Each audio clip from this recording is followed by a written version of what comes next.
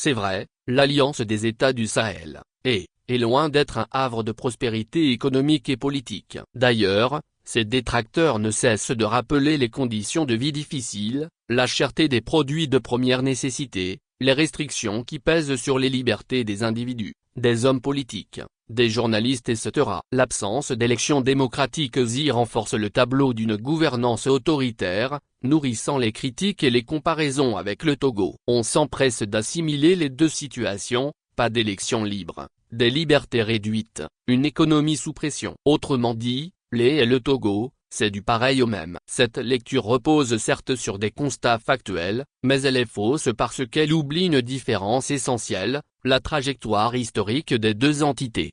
Dans les difficultés dont nous avons parlé s'inscrivent dans le cadre d'un processus révolutionnaire en cours. La rupture avec l'ancien ordre établi a ouvert une période de transition où l'objectif est de reconstruire un Mali, un Niger, un Burkina Faso stable et souverain, avec l'ambition affichée de parvenir à des lendemains meilleurs. L'urgence impose des décisions difficiles, souvent critiquées, mais qui s'insèrent dans une dynamique de transformation sociale. Au Togo par contre, la situation actuelle n'est pas une transition. Elle est au contraire comme l'aboutissement d'un processus de captation du pouvoir qui dure depuis environ 60 ans. Ici, les restrictions et les carences ne sont pas les conséquences d'un bouleversement en quête de stabilité, mais juste les instruments d'un pouvoir qui cherche à se consolider. La différence est de taille. S'il est confronté à des défis similaires à ceux du Togo, elle les affronte dans une dynamique de transformation, et non de stagnation. Les objectifs ne sont pas les mêmes et l'histoire ne s'écrit pas de la même manière des deux côtés. Et pour cela,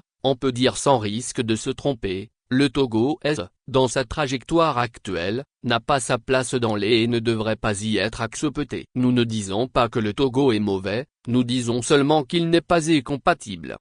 Source, sikajournal.tg